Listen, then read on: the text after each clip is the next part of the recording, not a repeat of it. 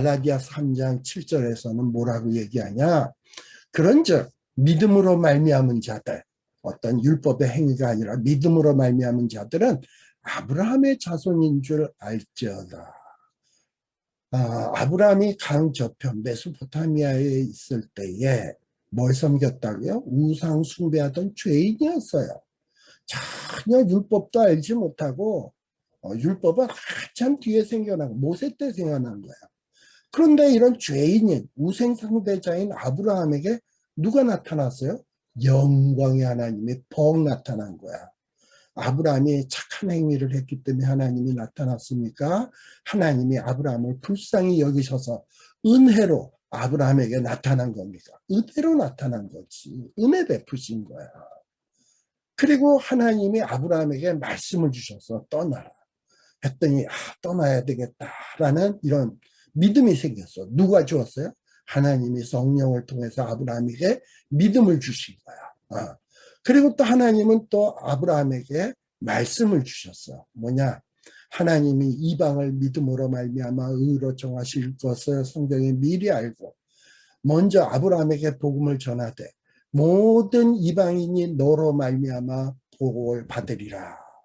자, 아브라함에게 하나님이 복음을 주셨어요. 그러면서 그 복음이 뭐냐? 모든 이방, 많은 민족들이 너로 말미암아. 근데 이게 지난번에 제가 얘기했죠. 이 너가 누구라고요? 아브라함만 얘기하는 거라고. 아브라함의 씨. 사도행전에서 그렇게 얘기했다 그랬죠. 아브라함의 씨가 누구예요? 예수 그리스도. 자, 아브라함에게 복음을 주셨는데 복음의 내용이 뭐냐? 모든 이방인, 모든 민족들이 아브라함의 씨 예수 그리스도로 말미암아 복을 받으리라. 어떤 율법을 행함으로 복을 받는 게 아니라 하나님이 복음을 주셨는데 아브라함의 씨로 말미암아 복을 받는다라는 거야. 이 복음을 주셨어요. 근데 그것을 아브라함이 믿었어. 그랬더니 아브라함이 그것을 하나님은 그런 아브라함의 믿음을 의롭다 여겨주셨어요.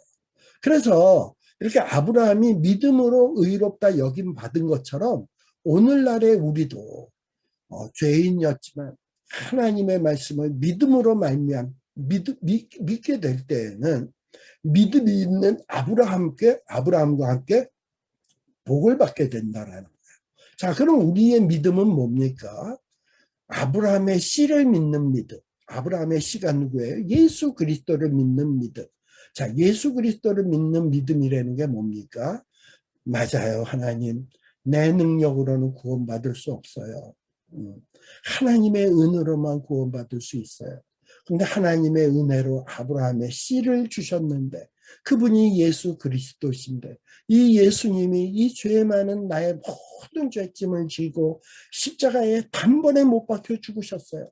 예수님이 죽임당한 것은 단번이지만 그 단번의 죽으심으로 나의 과거의 죄, 현재의 죄, 미래의 죄가 다 용서받았어요. 그런데 이렇게 나만 용서받는 것이 아니라 이 예수 그리스도를 믿는 많은 다른 사람들도 이 예수 그리스도를 믿을 때에 그들의 죄도 용서받는 것을 나는 믿어요. 정말 주님, 나를 위하여 죽어주심을 감사합니다. 근데 내가 오늘 또 죄 지었네요. 이 죄도 주님의 십자가에 못 박아주세요. 내가 미래에도 죄를 지으면 이 죄를 또 십자가에 못 박아주세요. 주님, 내 모든 죄가 주님의 십자가로 말미암아 해결됨을 감사합니다. 감사합니다. 이러면서 살아가는 이 믿음이 바로 예수 그리스도를 믿는 믿음이야. 근데 이런 믿음이 있는 자는 어떻게 된다? 죄인이었던 아브라함이 하나님의 축복을 받았던 것처럼 아브라함과 함께 복을 받느니라 라고 지금 말씀해 주고 있는 겁니다. 자, 이렇게 예수 그리스도를 믿는 믿음은 내 의지로 믿어지는 것이 아니에요. 고린도전서 12장 3절에 보면 아브라함이 하나님을 믿게 된 것도 아브라함의 의지에 의해서 된 게 아니지. 영광의 하나님이 나타나시고 말씀 주시고 해서 된 거지. 자, 그래서 여기 뭐라고 얘기하냐? 그러므로 내가 너희에게 알게 하노니 하나님의 영으로 말하는 자는 누구든지 예수를 저주할 자라고 하지 않고 또 성령으로 아니하고는 누구든지 예수를 주시라 할 수 없느니라. 우리가 예수님을 주라고 해요. 왜냐? 예수님이 우리를 살려주었으니까. 나는 죽을 수밖에 없는 자였는데. 근데 예수님이 어떻게 해서 우리 주인이 되어주셨어? 내 죄짐을 지고 십자가에서 죽으셨잖아. 그래서 예수님이 십자가에 죽으신 것은 예수님이 저주받을 죄를 지어서 죽으신 것이 아니라니까. 내 죄 때문에 저주를 대신 받은 거지. 그래서 예수님이 우리의 주가 되었어요. 근데 이 사실을 믿는 것이 무엇을 통해서 이루어진다고? 하나님의 영으로 말미암지 않고서는 누구든지 예수를 주시라 할 수 없어요. 그래서 내가 예수님을 주님 하는 믿음이 생겨진 것은 내 의지로 내 이성적인 판단에 의해서 예수님을 주라고 고백하는 것이 아니라 성령님이 이런 믿음을 주신 거야. 우리는 우리의 힘으로 믿고 자시고 할 수 없어요. 우리는 왜? 죄로 인해서 우리의 영혼이 죽었기 때문에 뭐 생각할 수도 없고 판단할 수도 없고 믿을 수도 없어. 성령님이 우리를 살려주셔야 돼. 살아나야 뭘 할 수 있어요. 여러분 죽은 시체가 뭘 할 수 있겠습니까? 그런데 하나님이 은혜로 성령을 부어주시자 우리의 이 영혼에서 반응이 일어나기 시작하는 거야. 그리고 예수님의 말씀이 들리기 시작하는 거야. 깨달아지기 시작하는 거야. 그 다음에 막 믿어지기 시작하는 거야. 여러분, 우리의 신앙의 성장은 내가 열심히 해야지. 내 믿음이 자라야 돼. 내 믿음을 자라게 해야지. 이렇게 해서 우리의 노력으로 된다고 생각해서는 안 됩니다. 이게 굉장히 잘못된 생각이에요. 우리의 노력으로 안 돼, 우리의 성장은. 여러분, 줄기가 이렇게 자라가려면 줄기가 나는 자라야 해, 자라야 해 하면 자라집니까? 줄기가 자라려면 뿌리에 단단히 딱 붙어 있으면 돼. 금막 뿌리가 공급해주는 물을 공급받고 영양분을 공급받으면 줄기는 저절로 자라가는 거야. 뿌리와 줄기는 떼어서 생각할 수가 없어요. 여러분, 우리가 하나님의 은혜로 말미암아 의로워졌어요. 의로워졌어. 그리고 이제 의로워진다면 점점 더 거룩해져야 돼. 근데 이 의로워지는 것도 내 능력으로 됐어요? 하나님의 은혜로 되었어요. 은혜로 믿음으로 말미암아 의로워졌어요. 그러면 의로워진 내가 거룩해지는 거는 이제부터 내 노력으로 거룩해지고 내 노력으로 성화되는 것이냐? 아니에요. 칭의와 성화는 별개의 사건이 아닙니다. 우리는 자꾸 이 십자가의 사건을 과거의 사건으로만 생각하는 경향이 있어요. 십자가의 사건은 내가 지금까지 지은 죄만 해결해 준 거야. 이제부터 내가 짓는 죄 그리고 앞으로 지을 죄는 내 노력에 의해서 해결해야 되는 거야 라고 생각하는데 아닙니다. 내 현재의 죄, 미래의 죄도 뭘로만 해결받을 수 있냐? 십자가를 통해서만 해결받을 수 있어요. 십자가의 사건은 오늘도 끊임없이 일어나야 됩니다. 내가 현재 죄를 지었잖아요. 주님, 이 죄 문제는 내 능력으로 해결할 수 없어요. 내가 아무리 나를 자해하고 나를 괴롭혀도 이 죄는 해결 안 돼요. 주님이 이 현재의 내 죄 때문에 십자가에 못 박혀 죽으셨네요. 정말 감사합니다. 주님이 죽으심으로 내 이 죄의 문제도 해결해 주실 줄 믿습니다. 만일 우리의 죄를 우리가 자복하면 저는 미쁘시고 의로우사 나를 모든 불의에서 깨끗게 해주실 줄 믿습니다. 그래서 현재의 죄 문제를 놓고 십자가에 못 박아야 돼. 회개하면서 십자가에 못 박아야 돼. 미래에 또 죄 짓잖아. 그것도 또 회개하면서 십자가에 못 박아야 돼. 그래서 우리의 과거의 죄, 십자가, 미래의 죄도 다 십자가랑 연결을 시켜야 돼. 그래야지만 해결될 수 있어요. 갈라디아 교인들은 그것을 사도 바울에게 처음에 복음을 배울 때 너무나도 잘 알고 있었어. 눈앞에 밝히 보였어요. 근데 그렇게 성령으로 시작해서 성령으로 진행되고 있었고 성령으로 계속 되고 있는데 이 미혹해 하는 자들이 와서 뭐라고 속삭이니까 이게 아닌가? 우리의 노력이 필요한가? 이러면서 자기의 이제 육신의 노력으로서 끝내려고 해. 구원을 완성시키려고 해. 이렇게 육체로 마치려고 해서는 되겠느냐? 이건 육체로 이루겠다는 거다. 육체로는 이룰 수 없다라고 지금 사도 바울이 이야기하는 겁니다. 빌립보서 1장 6절에 뭐라고 얘기했습니까? 성령님이 우리 안에 착한 일, 선한 일을 시작했어요. 그러면 끝까지, 마지막까지 이루신다고 했어요. 여러분, 구원은 십자가로만 끝난 것이 아닙니다. 자꾸 우리의 모든 현재의 삶도 십자가로 인도하시는 분이 있어요. 성령님이 역사예요. 이 성령님이 너 현재의 죄도 십자가에 못 박아야 돼. 미래의 죄도 십자가에 못 박아야 돼. 십자가에서만 죄 문제가 해결될 수 있어. 자꾸 우리에게 깨우치세요. 그러면 자꾸 우리는 십자가 앞으로 나아가는 거예요. 그러다 보면 우리가 십자가에 그라고 하는 뿌리에 우리의 믿음의 줄기를 꽉 박아놓게 되면 뿌리의 줄기가 꽉 연결되다 보면 뿌리에서 영양분이 공급되고 물이 공급되면서 줄기가 자라듯이 우리가 십자가에 꽉 뿌리를 박다 보면 현재의 삶도 미래의 삶도 십자가에다 꽉 뿌리 박다 보면 우리의 성화의 역사가 나타난다니까. 여러분, 그러니까 우리의 믿음이 자라가는 것도 모든 것이 다 뭐냐? 하나님의 은혜예요. 근데 이 하나님의 은혜가 아닌 것은 율법입니다. 뭔가 내가 수고해서 뭘 이루려고 하는 것은 그건 다 율법이에요.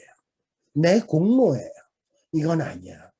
내 공로로 될 수 있는 건 없어.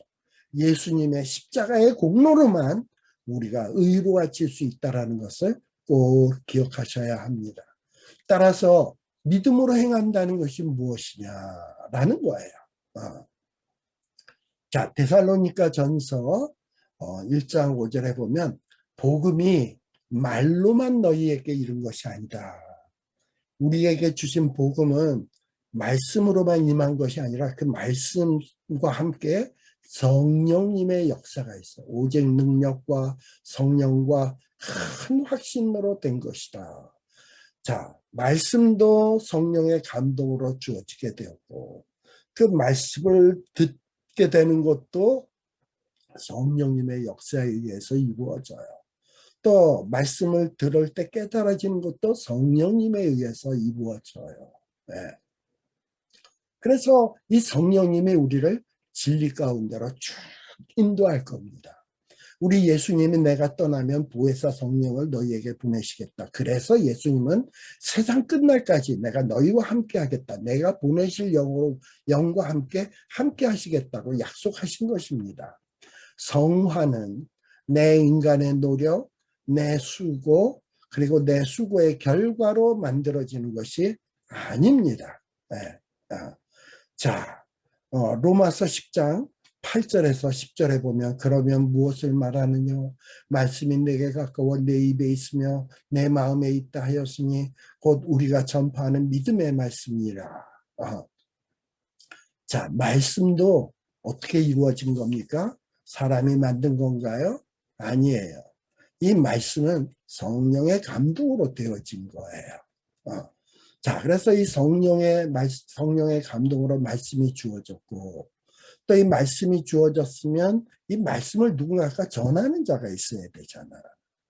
이 전하는 자는 또 누가 보내주는 겁니까? 하나님이.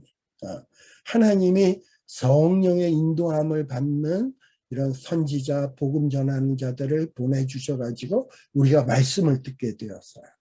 자, 그럼 말씀을 듣고 말씀이 깨달아져야 되잖아. 누가 역사하는 거라고? 성령이. 그 성령이 역사해서 말씀이 깨달아져. 그리고 그걸 믿게 돼. 성령이 역사해서 믿게 돼. 그래서 내가 만약 내 입으로 예수를 주로 시인하며 또 하나님께서 그를 죽은 자 가운데서 살리신 것을 내 마음에 믿으면, 근데 이 믿는 것이 나의 의지로 되는 게 아니라 성령에 의해서 이루어진다니까. 그래서 이게 믿어지게 되면 구원을 얻으리니 사람이 마음으로 믿어 의에 이르고 입으로 시인하여 구원에 이르느니라. 그래서 이 모든 것이 성령의 역사로 이루어지게 되는 거예요. 로마서 10장 17절에 보면 그러므로 믿음은 들음에서 나며 들음은 그리스도의 말씀으로 말미암았느니라 라는 거예요. 자, 여기서 이 믿음이라고 하면 내가 얼마나 잘 믿는가 하는 것의 믿음이 아니에요. 여기서 내가 얼마나 잘 믿는가 하는 가의 믿음이 아니라 이 믿음은 뭐냐? 내 자아를 내려놓는 거야. 하나님, 내 능력으로는 믿을 수도 없어. 난 죽은 시체예요. 하나님이 은혜로 내 안에 성령을 부어주셔야 돼요. 그래서 말씀이 들려지게 해줘야 돼요. 깨달아지게 해줘야 돼요. 그리고 이 말씀대로 행할 수 있는 힘을 주셔야 돼요. 그래야지만 내가 정말 하나님의 자녀답게 살 수 있어요. 날 좀 도와주세요 하는 거예요. 그러니까 성령님을 의지하는 거야. 그래서 찬송가에 보면 세월 지나갈수록 의지할 것뿐일세. 그래서 믿음이라고 하는 것은 뭐냐? 내가 뭘 하느냐가 아니라 난 못해요. 하나님 도와주세요 하는 것이 믿음이에요. 의지. 하나님 의지하는 거. 내 능력으로 안 되니 하나님의 은혜를 의지하는 거. 그런데 오늘날 우리는 이 믿음까지도 율법식으로 하고 있는다. 나는 잘 믿는데, 나는 이것도 믿는데 저자는 저걸 못 믿어. 이거는 율법식으로 믿는 거야. 내가 뭘 잘 믿어. 잘 믿는 것도 내 능력으로 됐나? 하나님의 은혜로. 성령님이 그렇게 해주셨으니까 됐지. 네. 자, 그래서 에베소서 2장 8, 9절에는 믿음을 뭐라고 얘기합니까? 믿음은 선물이래요. 하나님이 주셔야 되는 거지. 안 주시면 믿음 안 생긴다니까. 내게서 난 것이 아니에요. 행위에서 난 것이 아니니 그 누구도 자랑치 못하게 하기 위해서예요. 성령님이 내 안에 내주한 결과로 믿음이 생겨진 거예요. 그래서 우리가 할 수 있는 것은 뭐냐? 끊임없이 내 안에 내주게 하신 성령님을 의지해 가는 거. 근데 내가 성령님을 의지하지 않냐고 내 의지로 뭘 하려고 그러잖아. 그럼 성령님이 탄식하는 거야. 탄식. 자, 우리가 근데 성령님을 의지하려면 어떻게 해야 됩니까? 이 성령님이 어떤 분인지, 성령 하나님이 뭘 원하는지 알아가야죠. 알아가야지. 자, 성령님이 뭘 원하는지 알려면 가장 좋은 방법이 뭐예요? 성령님이 감동으로, 성령의 감동으로 주어진 하나님의 말씀을 알면 성령님이 뭘 원하는지를 알아가. 여러분, 성공도 하나님의 은혜이지만 실패도 하나님의 은혜예요. 내가 실패했다. 괜찮아. 내가 실패했지만 하나님은 다시금 이 실패를 통해서 나로 하여금 깨달음을 얻게 하시고 다시 완성케 해주실 거야. 난 하나님 의지할래. 내 이 실패에서 벗어날 길은 하나님의 은혜밖에 없어. 성령의 도우심밖에 없어. 이루고 나아가는 것이 이게 믿음인 거예요. 이게 믿음. 이런 의지가 이게 하나님을 믿는 믿음이다. 십자가의 공로를 무시하고 내 공로를 내세우는 것만큼 위험한 것이 없어요. 여러분. 물론 이제 예수 믿고 의롭다함을 받았습니다. 그리고 착한 일을 많이 하겠지. 근데 이 착한 일도 내 능력으로 된 거냐? 아니야. 하나님이 말씀 주시고 말씀 행할 수 있는 힘 주시고 능력 주시고 해서 내가 이런 여러 가지 좋은 일들을 한 거야. 그래서 지내놓고 보면 내가 이렇게 착한 일 한 것도 내 실력이 아니구나. 하나님의 은혜구나. 이걸 깨닫게 돼요. 근데 이걸 깨닫지 못하고 내가 잘나서 그래 그러면 이거 굉장히 위험한 신앙입니다. 내가 이만큼을 했는데 이건 아니에요. 내가 이것을 한 것은 내가 이런 일들을 이런 착한 일들을 한 것은 내가 훌륭해서가 아니라 주의 은혜야. 십자가의 은혜야. 성령님의 은혜야. 라고 할 수 있어야 돼. 그래서 천국에 가서 하나님이 나에게 잘했다 착하고 충성된 종하고 면류관을 다 씌워주면 면류관을 다 쓰면서 내가 한 게 뭔데? 내가 이렇게 된 것은 주님의 은혜지. 내가 이렇게 한 것은 성령님이 나를 도와주셨어야지. 그래서 면류관 벗어서 삼위일체 하나님 앞에 벗어 던져야 돼. 면류관 벗어서 주 앞에 드리고 하는 찬송도 있잖아. 네. 바로 이런 믿음의 소유자가 진정한 믿음의 소유자다라는 것을 여러분들 꼭 기억하십시오. 예. 그래서 믿음이 뭐냐? 하나님 의지다. 내 능력으로는 안 됩니다. 내 죄 문제, 내 능력으로는 안 됩니다. 하나님 의지하는 거야. 내가 이 땅 위에서 하나님의 말씀대로 사는 건 내 노력, 내 의지로 되느냐? 안 된다. 성령님 도와주셔야 됩니다. 라고 믿는 것. 이것이 믿음입니다. 그래서 우리 찬송가에 보면 뭐라고 되어 있습니까? 2절에 보면 성령께서 내 마음 밝히 비춰주시니 인도하심 따라서 주만 의지합니다. 세월 지나갈수록 의지할 것뿐일세. 무슨 일을 당해도 예수 의지합니다. 여러분, 성령님께서 우리 안에 착한 일을 시작하셨습니다.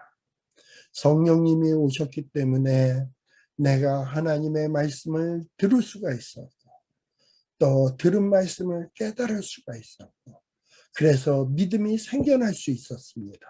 그래서 그 믿음으로 말미암아 예수 그리스도와 연합되어서 나의 모든 죄 문제가 십자가 위에서 단번에 해결이 되어버렸어요.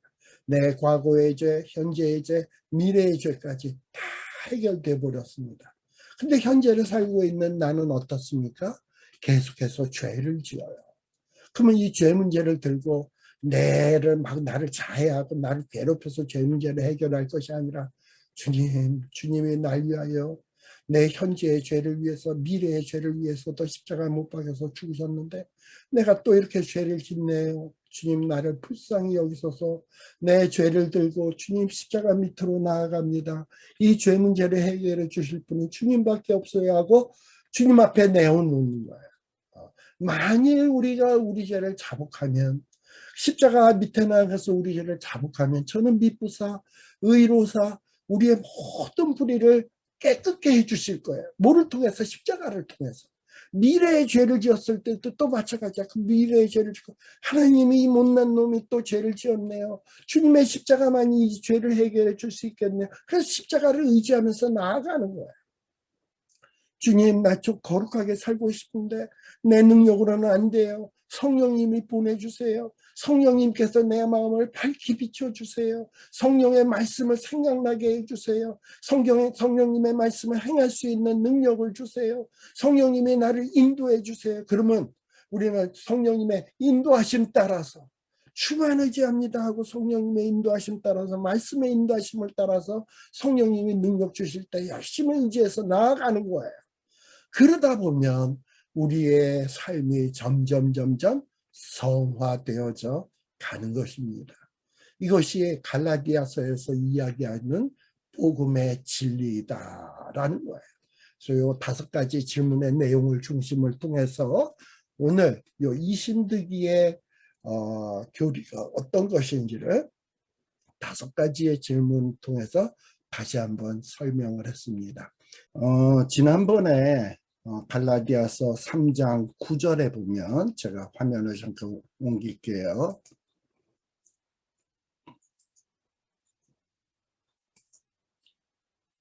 자, 갈라디아서 3장 9절에 보게 되면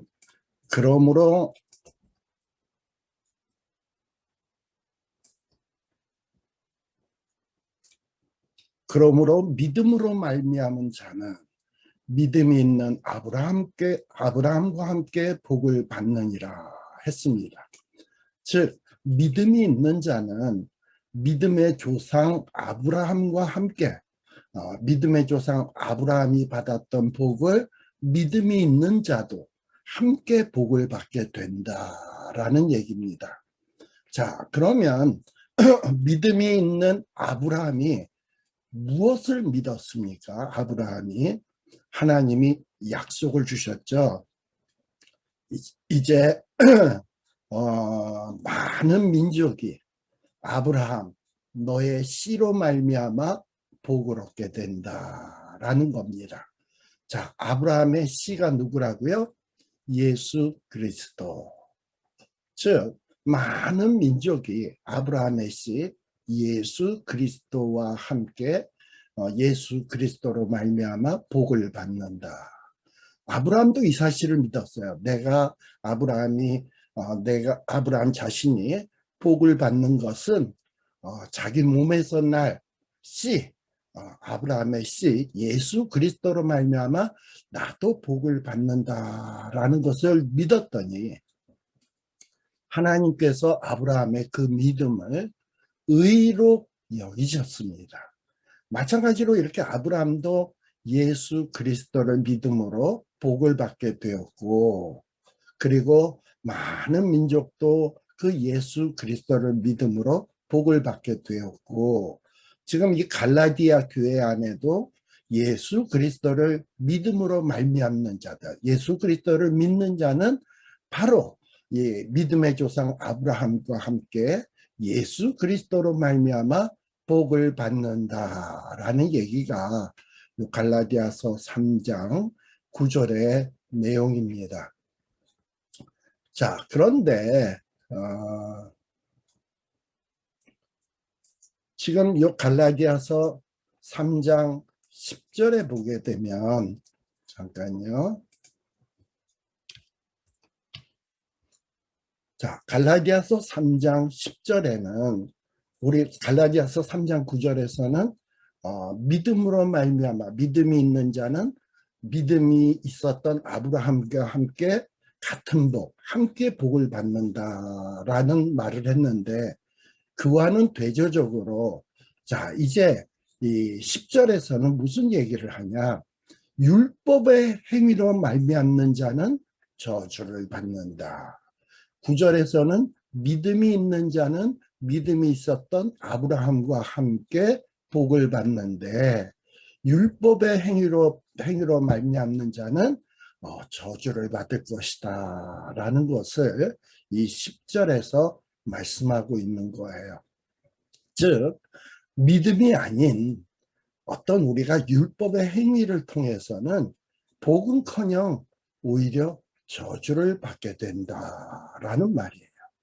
자, 그러면 그렇다고 해서 그럼 이 말씀이 하나님께서는 그럼 율법을 지키는 자들은 의롭게 여기지 않는다, 뭐 이런 뜻이냐? 아니에요. 하나님께서는 분명히 이스라엘 백성에게 율법을 지키라고 그 율법을 주신 거예요. 그런데 문제는 뭐냐? 이스라엘 역사를 보게 되면 사람이 율법을 지킴으로써 복을 받는 경우보다는 이 율법을 지키지 못함으로 저주받는 경우가 더 많았어요. 이스라엘 역사 속에서.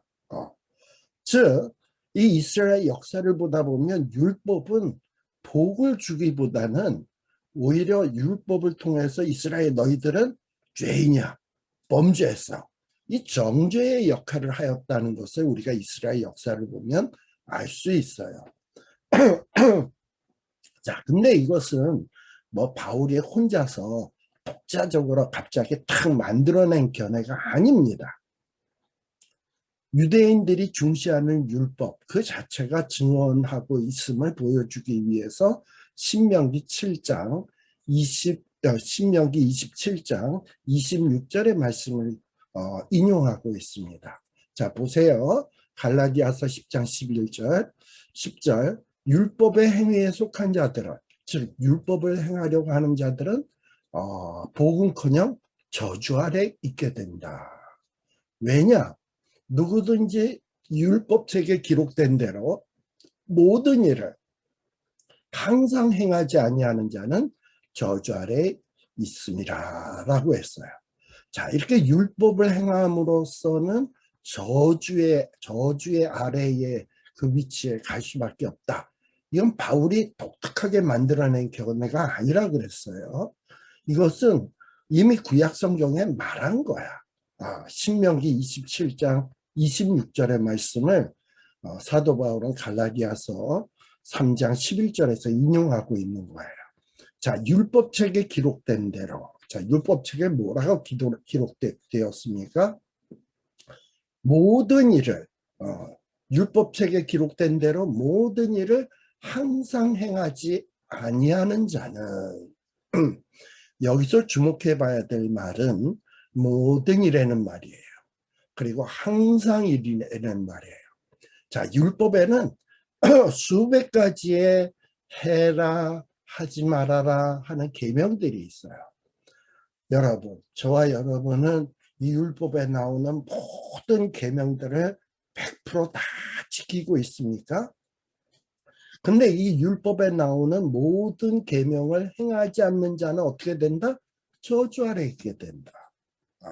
우리가 율법의 모든 것을 지킬 수 없잖아. 물론 어느 정도는 지키기도 합니다만 그러나 100% 지키지를 못해요.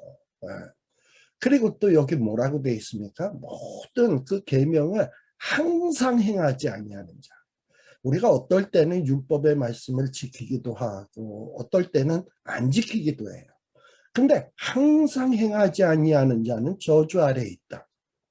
자, 그러니 우리는 율법을 모든 것을 지킬 수도 없고 그리고 항상 그 모든 율법들을 항상 지킬 수도 없어요. 그래서 이걸 항상 모든 것을 지키지 아니하면 저주 아래에 있게 된다. 신명기 27장 26절에 보면 이 율법의 말씀을 실행하지 아니하는 자는 이 율법의 모든 말씀을 항상 실행하지 아니하는 자는 저주를 받을 것이요. 그리고 모든 백성은 뭐라고 해라? 아멘 할지니라 라고 했습니다.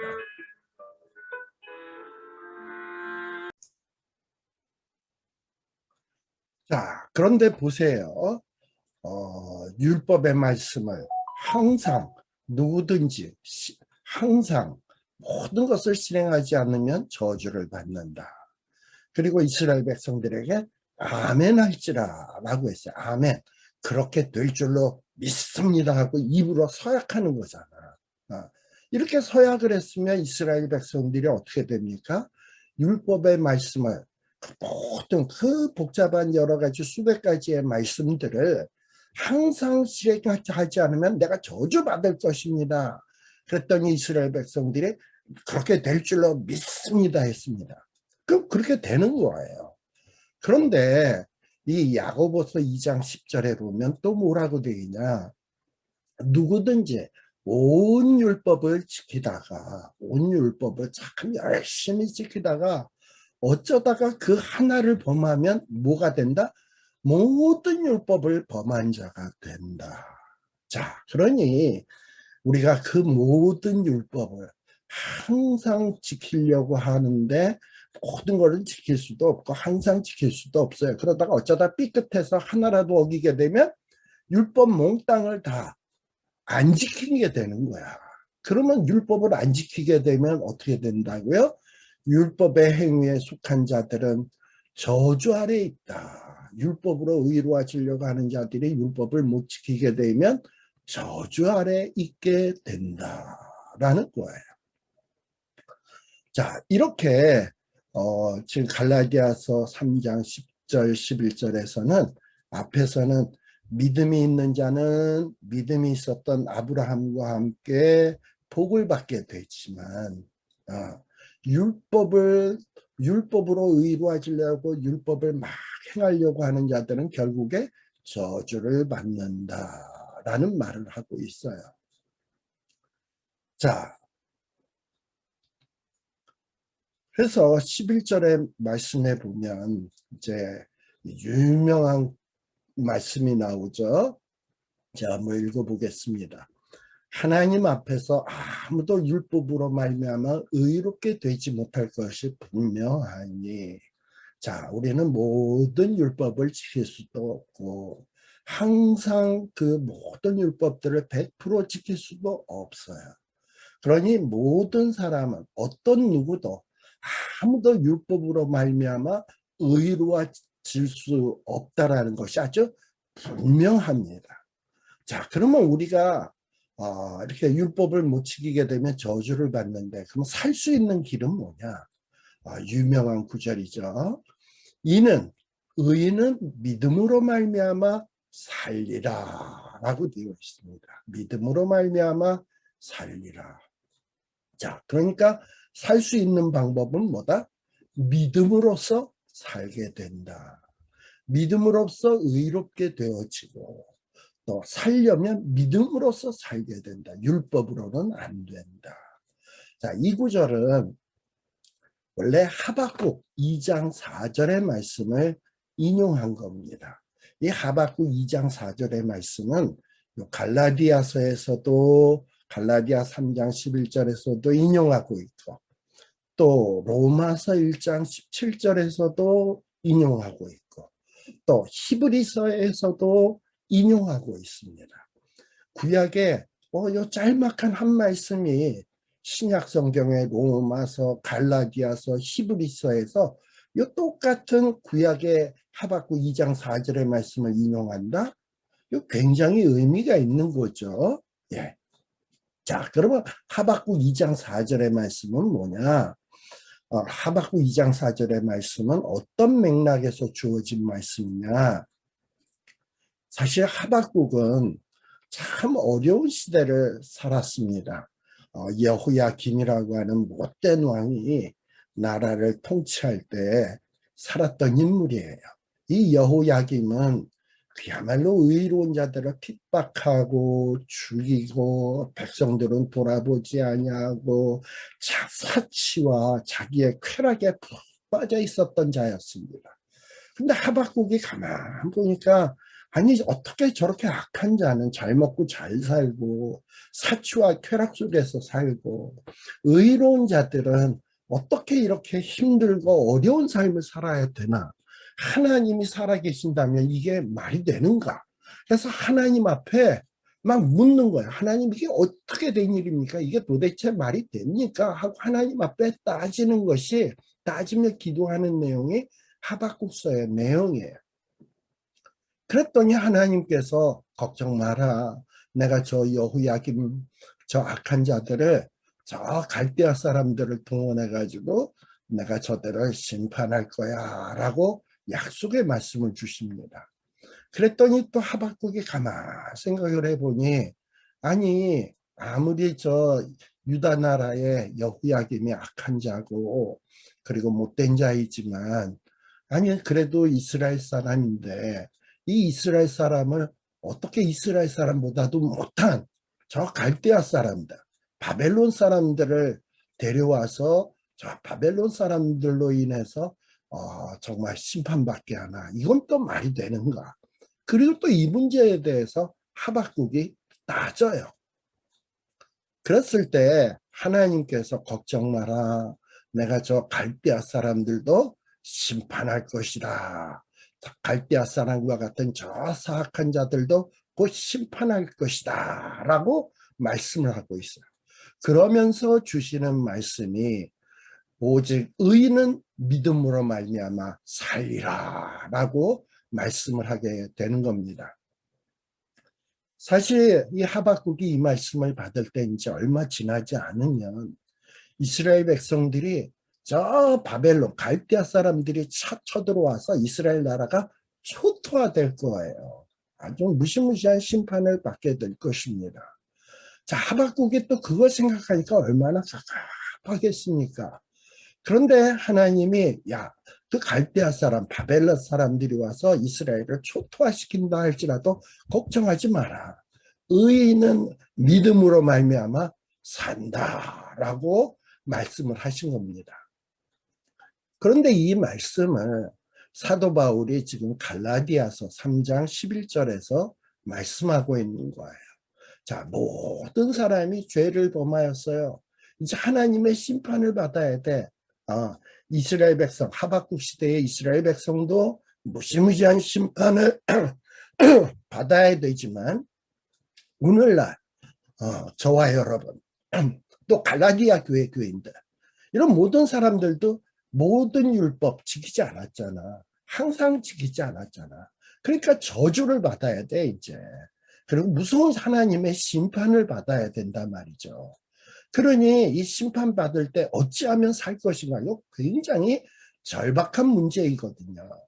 그래서 하나님께서는 지금 사도 바울은 하박국이 활동하던 시대의 유대의 위기 상황, 어떤 이런 절박한 상황과 지금 갈라디아 교회 교인들의 상황, 그리고 오늘날 우리들의 상황이 다르지 않다고 보고, 우리도 다 심판받아야 될 사람인데 어떻게 하면 사느냐 라는 것을 설명하기 위해서, 어떻게 하면 사느냐, 하나님의 무서운 심판을 앞두고 우리가 어떻게 하면 사느냐, 오직 믿음으로 의롭게 된다, 오직 믿음으로 말미암아 살리라 라고 말씀을 하고 있습니다.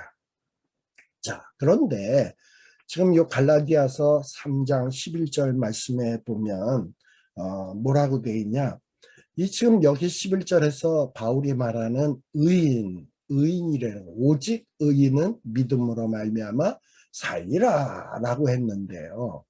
자, 앞에 부분은 뭐라고 되어 있습니까? 율법으로 말미암아, 율법으로 말미암아 의롭게 되지 못한다. 율법으로는 의롭게 되지 못한다 라는 말이 나와요. 자, 그러면 이 말과 의는 믿음으로 라는 말을 어떻게 볼 수 있냐? 율법으로는 의롭게 되지 못하지만 믿음으로써 사람은 뭐가 돼요? 의인이 돼요. 의인이 된다. 그래서 여기서 말하는 의인이란 율법으로는 의롭게 되지 못하죠. 뭐로써 의로워진다? 믿음으로써 의롭게 되어진다. 자, 믿음으로써 의롭게 된 자, 믿음으로써 의롭게 된 자는 살리라. 아니, 벌써 믿음으로 생명을 얻은 의인에게 또다시 믿음으로 살게 되리라 라고 말하는 것은 좀 이상해요. 그래서 어떤 학자는 이런 얘기를 합니다. 율법으로 말미암아 사람은 의로워지지 못하죠. 그래서 요거를 의인은 믿음으로 말미암아 살리라를 어떻게 번역하냐? 믿음으로써 의인이 된 자는 산다. 믿음으로 말미암아 의롭게 된 자는 산다라고 주장을 해요. 자, 무슨 얘기입니까? 율법으로는 우리가 의롭게 되지 못하지만 믿음으로써 의롭게 된 자는 어떤 하나님의 심판이 있다 할지라도 결국은 산다라는 이런 뜻이겠죠. 참 일리가 있는 해석입니다. 그런데 저는 여기에다 어떻게 또 설명을 달고 싶으냐 하면, 맞아요. 사람은 믿음으로써 의로워져요. 또 의로워졌으면 어떤 심판이 있어도 우리는 살게 돼요. 자, 근데 믿음으로써 의로워졌습니다. 근데 이 의로워진 다음에도 우리는 계속 믿음을 유지해야 돼. 내가 믿음으로써 의로워졌는데 이렇게 의로워지게 됐으면 하나님이 어떤 심판이 있다 할지라도 나를 살려주실 거야 라는 이런 믿음이 있을 때 살게 된다라는 말씀입니다. 그래서 이 믿음은 과거적인 믿음이 있고 현재적인 믿음이 있고 미래적인 믿음이 있습니다. 무슨 얘기냐? 나는 죽을 수밖에 없는 죄인인데 우리 예수님이 내 대신 죽으심으로 말미암아 내 죄의 문제가 해결되었다라는 것을 믿는 거예요. 예수님이 십자가에 죽으신 것은 과거잖아. 근데 그 과거적인 사실을 믿었어요. 그랬더니 예수 그리스도와 연합되게 되고 예수 그리스도가 죽으실 때 내 죄 문제들도 십자가에서 다 해결이 된 겁니다. 이건 과거예요. 그러나 현재적 믿음이라고 하는 것은 뭐냐? 내가 이렇게 예수 그리스도를 믿음으로 말미암아 의로워졌는데 이 의로워진 나를 우리 하나님께서 계속해서 나를 지키시고 돌보시고 인도하여 주셔서 마침내는 나를 거룩하게 하실 것이고 놀라운 구원을 주실 것이다라는 것을 계속 믿어야 돼, 현재에도. 그리고 놀라운 구원을 주실 것이다라는 미래적 사실도 믿는 거예요. 그래서 이 믿음으로써 결국은 우리는 의롭게 되고 성화되고 거룩하게 되고 영화로운 구원을 얻게 되는 것입니다. 그래서 오직 의인은 믿음으로써 살리라. 과거적인 믿음, 현재적인 믿음, 미래적인 믿음으로써 우리가 살게 된다라는 그러한 말씀입니다. 자, 그런데 갈라디아서 이제 3장 12절입니다. 율법은 믿음에서 난 것이 아니니 율법을 행하는 자는 그 가운데서 살리라 라는 말씀을 하고 있어요. 자, 율법은 믿음에서 난 것이 아니다. 이 말이 무슨 뜻입니까? 율법이 믿음에서 나오지 않았다 라는 것을 설명하는 것이 아니에요. 율법은 믿음에서 난 것이 아니다 라는 이 말은 율법과 믿음이 서로 아무 관계가 없음을 뜻하는 거예요. 즉 율법은 역할 면에서 믿음으로 말미암은 것과 같지 않다는 말입니다. 그러니까 역할 면에서 율법과 믿음은 다르다라는 거예요. 즉 무슨 얘기냐? 율법은 믿음은 사람을 살게 만든다 그랬잖아. 오직 믿음으로 말미암아 살리라. 믿음은 사람을 살려요. 그러나 율법은 사람을 살리지 못해. 믿음이 사람으로 하여금 살게 하는 것과 같은 역할을 수행하지 못한다라는 말이에요. 그래서 이 율법과 믿음은 다르다는 거예요. 율법은 사람을 살게 하지 못해. 그러나 믿음은 사람을 살게 해. 그래서 이 율법과 믿음은 서로 관계 없다라는 말이에요. 자, 이렇게 지금까지는 이 율법은 무익하다라는 것을 사도 바울이 지나칠 정도로 강조하면서 설명하고 있었어요. 그런데 갈라디아서 3장 12절 요 하반절에 보면 무슨 얘기가 나오냐? 율법은 믿음과 상관이 없다라고 해놓고서는 그런데 율법을 행하는 자는 그 가운데서 산다. 여기 봐라. 율법을 행하는 자는 그 가운데서 산다 하지 않았느냐? 믿음만 살리는 게 아니라 율법을 행하는 자도 그 가운데서 산다고 하지 않았느냐? 지금 이런 말씀이 나오고 있다 이 말입니다.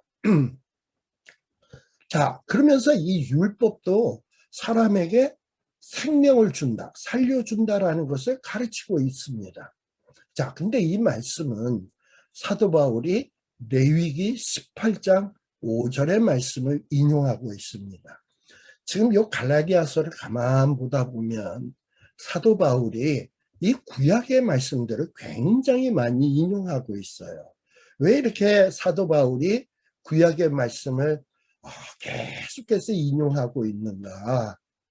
자, 지금 이 갈라디아, 이 이방인 그리스도인들에게 지금 가만히 야고보가 우리는 보내서 하는 사람들이 와가지고 이 이스라엘 사람들을 막 미혹해 했다 그랬죠.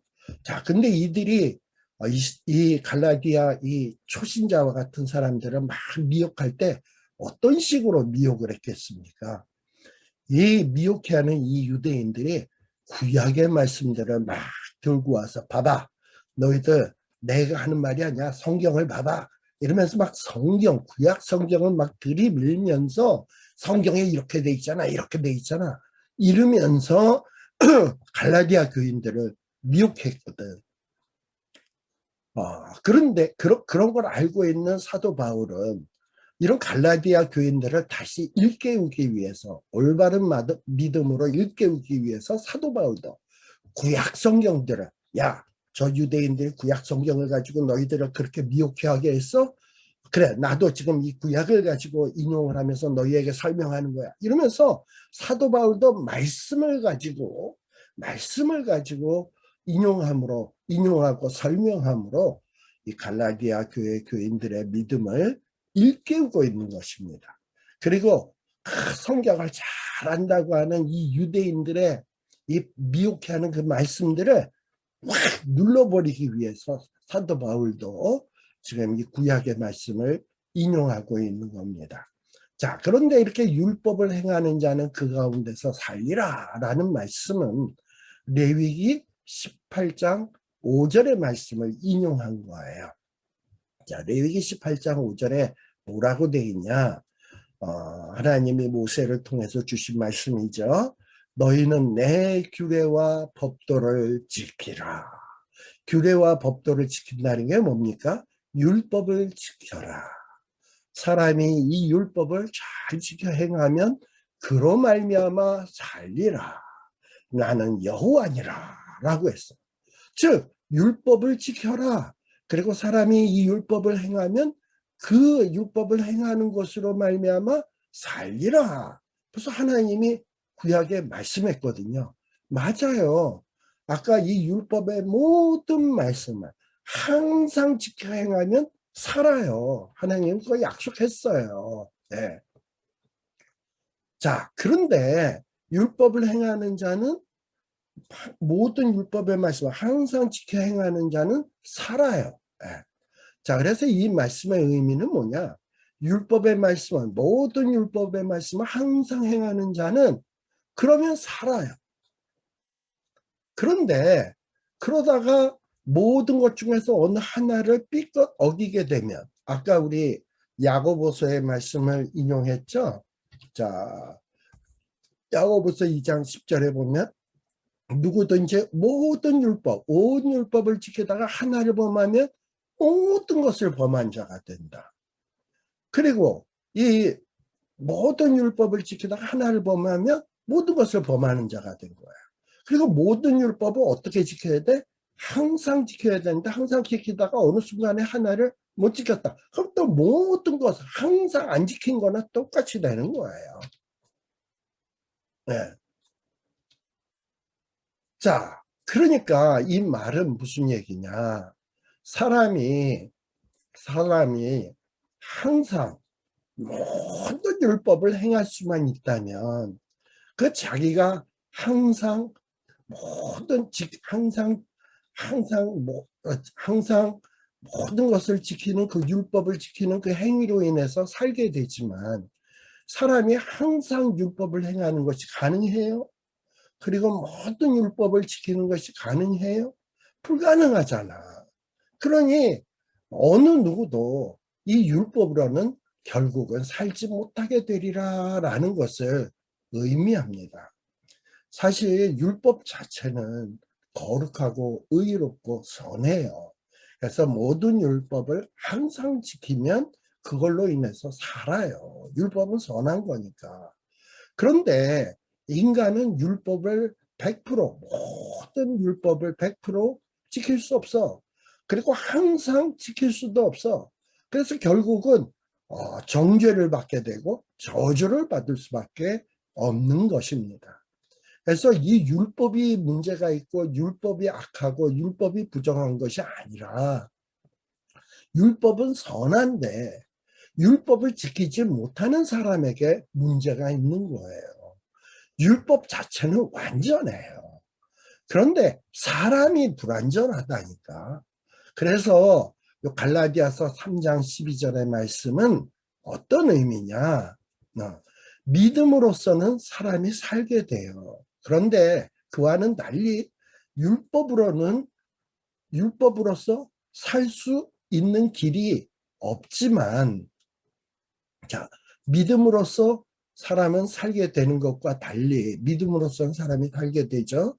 그러는 그와 달리 율법으로서는 살 수 있는 길이 없어요. 왜? 사람은 모든 율법을 그리고 항상 지킬 수 없으니까. 자, 그렇다고 해서 율법이 문제가 있고 흠이 있는 것이냐? 아니다. 왜냐하면 성경에 율법을 행하는 자는 살게 된다라고 기록되어 있는 것입니다. 자, 율법은 믿음에서 난 것이 아니다. 믿음은 사람을 살리지만 율법은 사람을 살리지 못해. 그렇다고 해서 율법이 문제가 있는 것이냐? 아니다라는 거예요. 원래 율법을 100% 항상 행하는 자는 살아요. 그런데 문제는 그렇게 행하는 자가 없다라는 거예요. 그래서 사도 바울은 로마서 7장 12절에 뭐라고 얘기하나? 이로보건대 율법은 거룩하고 계명도 거룩하고 의로우며 선하도다. 율법은 완전한데 사람이 불완전하다라는 얘기입니다. 자, 그러면서 갈라디아서 3장 13절에 보게 되면 그리스도께서 우리를 위하여 저주를 받은 바 되사 율법의 저주에서 우리를 속량하셨으니 기록된 바 나무에 달린 자마다 저주 아래에 있는 자라 하였습니다. 예수 그리스도께서 저주를 받았다. 그리스도께서 저주를 받았다. 자, 그리스도께서 받은 저주는 무슨 저주냐? 율법의 저주예요. 율법의 저주. 자, 율법은요. 율법을 행하지 않은 자를 하나님께 고소를 해요. 저자는 율법을 행하지 않았어. 저자는 율법에 의하면 죄이냐. 그리고 막 정죄를 해요. 그래서 율법에 의해서 고소당하고 정죄를 받게 되면 죄의 삭은 사망이잖아. 사망 선고를 받게 되는 겁니다. 그런데요, 모든 인간은 사실 아담 안에서 아담이 아담과 하와가 범죄할 때 함께 범죄했습니다. 아담이 선악을 알게 하는 나무를 따먹을 때 우리도 같이 범죄를 한 거예요. 아니, 나는 아담 때 살지도 않았는데, 그리고 아담이 따먹은 선악과를 본 적도 없는데, 아담과 하와가 범죄할 때 그 죄가 나랑은 무슨 상관이야? 라는 거. 참 이해가 안 되지요. 여러분, 대표 원리라는 걸 기억하셔야 돼요. 아담과 하와는 우리를 대표해서 하나님 앞에 시험을 받은 겁니다. 선악을 알게 하는 나무를 따먹지 말아라. 그랬을 때, 따먹으면 정령 죽으리라 했을 때, 아담과 하와는 우리를 대표해서 그 말씀에 순종했어야 돼. 그런데 아담과 하와가 불순종했단 말이야. 그 불순종한 것도 뭐냐면 우리를 대표해서 우리 모두의 운명을 걸고 불순종한 거예요. 그래서 한 사람 아담으로 인해서 죄가 세상에 들어왔고 우리 모두가 아담의 후손들이 다 죽게 되었어요. 자, 그래서 이 아담의 죄만으로도 우리는 다 죽어야 돼. 게다가 물론 이제 이렇게 얘기하면 우리 가운데 어떤 사람이 이런 얘기할 수 있을 거예요. 아니, 그럼 너무 억울하다. 나는 아담 때 살지도 않았고 내가 만일에 에덴 동산에 있었다면 나는 안 따먹었을 때 괜히 아담과 하와를 대표되게 해가지고 우리가 죽을 수밖에 없는 운명에 들어가게 되었구나. 이거 억울하게 생각할 수 있을 거예요. 여러분, 저와 여러분들이 아담과 하와보다 더 뛰어날까요? 절대 그럴 수 없어요. 아담과 하와는 죄를 전혀 경험하지 않은 그런 상태를 살았던 사람이야. 아담과 하와가 선악을 알게 하는 나무를 따먹기 전에는 아주 완벽한 인간, 아주 그 죄를 경험하지 않아 아주 거룩한 인간들이었어요. 하나님의 형상으로 지음받은. 우리는 어떻습니까? 우리는 태어날 때부터 죄 가운데서 태어났고 부정하게 태어난 사람들이니까. 그러니 우리가 어떻게 아담과 하와를 비교할 수 있겠어요? 내가 에덴 동산에 있으면은 선악을 알게 하는 나무를 안 떠먹었을 것 같다? 웃기지 마세요. 만일에 제가 에덴 동산에 있었으면 이 뱀, 사탄이 와서 유혹하기도 전에 궁금해가지고 따먹었을 것 같아. 여러분들은 뭐 다를 것 같아요. 네. 우리는 아담과 하와 발 뒤꿈치도 못 쫓아갈 사람들이야. 그나마 아담과 하와는 선악을 알게 하는 나무를 따먹을 때 막 갈등을 했단 말이야. 근데 우리는 갈등도 안 하고 따먹었을 거예요. 그래서 이 아담과 하와가 선악을 알게 하는 나무를 따먹으러 우리 모두는 함께 우리는 죄를 지었고 함께 죽을 수밖에 없는 운명에 처했습니다. 게다가 우리 자신은 모든 율법을 100% 항상 모든 율법을 100% 그리고 항상 지킬 수 있습니까? 없어요. 하나라도 어기면 모든 것을 범한 자라고 했잖아. 그러니 우리는 율법의 정죄를 당하는 것이 당연합니다. 그런데 우리 예수님은 어떠냐? 아담과 같은 죄를 범하지 않았어요. 왜? 예수 그리스도는 아담의 피, 이 육체의 피를 이어받은 자가 아니야. 성령으로 잉태된 자야. 성령으로. 그러니 예수님은 우리처럼 부정한 가운데 태어난 자가 아니라 태어날 때서부터 죄가 없으신, 흠이 없으신 완벽한 인간으로 태어났어요. 그리고 예수님의 그 일평생 동안 예수님은 우리처럼 우리와는 달리, 예수님은 우리와 달리 100% 모든 율법을 다 지키셨어요. 그것도 항상 지키셨어요. 근데 이렇게 예수님은 모든 율법을 완전하게 지켰는데 왜 그러면 저주를 받는가? 예수님이 저주를 받은 것은 바로 죽어 마땅한 우리를 대신해서 우리의 모든 죄짐을 지고, 예수님은 죄는 없지만 예수님이 모든 우리의 죄짐을 지고 이 율법의 저주를 받으신 거예요. 그렇게 함으로써 저와 여러분들이 율법의 저주로부터 해방되게 하기 위함입니다. 그럼으로써 이 첫사람 아담이 지은 죄 때문에 율법의 정죄 아래 놓여 있는 인간을 구원해 주시고, 또한 우리 스스로의 힘으로 율법을 지킬 수 없는 우리 인간, 우리는 그러니 정죄받을 수밖에 없잖아요.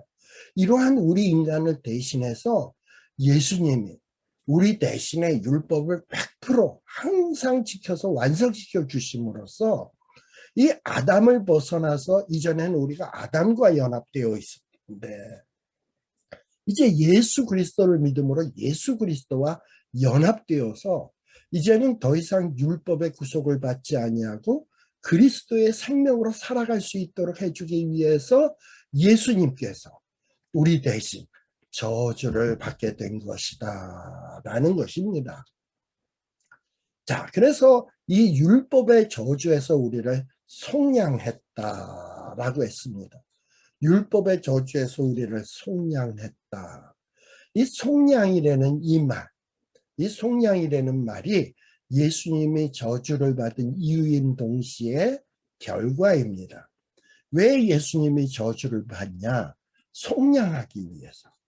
그래서 속량하기 위해서 저주를 받은 거예요. 그래서 저주를 받음으로 어떻게 되었다? 결과 속량되었어요. 자, 그러면 이 속량이라는 말이 무엇인가? 이 속량이라는 말을 헬라어 원문 성경에서는 엑세고라센이라는 말을 쓰는데, 엑세고라센이라는 말은, 속량이라는 말은 시장에서 값을 주고 물건을 사다, 또는 어떤 노예의 몸값을 치르고 되찾다, 또는 아껴 쓰다라는 이런 의미들이 있어요. 근데 여기서 우리들이 주목해 봐야 될 것은 노예의 몸값을 치르고 되찾다. 어떤 사람이 노예예요. 근데 그 노예를 해방시키려면 그 노예의 주인에게 몸값을 지불해야 되잖아. 사실 저와 여러분들은 죄의 노예였어요. 죄로 말미암아 죽어야 돼. 그 죄값으로 인해서 죽어야 돼. 그러니 우리가 안 죽으려면 그 죄값을 누군가가 치러야 돼. 근데 죄의 싹은 뭐라고요? 사망. 그러니까 우리가 이 죄값을 치르려면 죽어야 되는데, 이 죄값을 치르려면 우리가 죽어야 되는데, 우리 예수님이 우리 대신에 죽어주심으로써 우리가 죽어야 되는데 그 죄값을 다 치러주셔가지고 우리를 죄에서, 사망에서 풀어주셨다. 이게 속량이에요, 속량. 율법의 저주, 죽음입니다. 근데 예수님이 우리 대신 죽으심으로 속량하심으로, 값을 지불하심으로써 율법의 저주에서 우리를 속량, 해방시켜 주셨다, 풀어 주셨다라는 이런 말씀입니다. 그러면서 요 갈라디아서 3장 요 13절 마지막 부분에 보면, 기록된 바 나무에 달린 자마다 저주 아래 있는 자라 라고 돼 있어요. 자, 사도 바울은 예수님이 십자가에 못 박혀 죽으신 것은 저주받은 것이다 라고 지금 말하려고 하고 있는 거예요. 특별히 율법의 저주를 받으신 것이다 라는 것을 확정적으로 얘기하기 위해서 지금 나무에 달린 자마다 저주 아래에 있는 자다라고 이야기하고 있습니다. 자, 이 말씀은 또 사도 바울은 신명기 21장 23절을 인용하고 있는 거예요. 그래서 기록된 바 이러면서 신명기 21장 23절을 이야기합니다.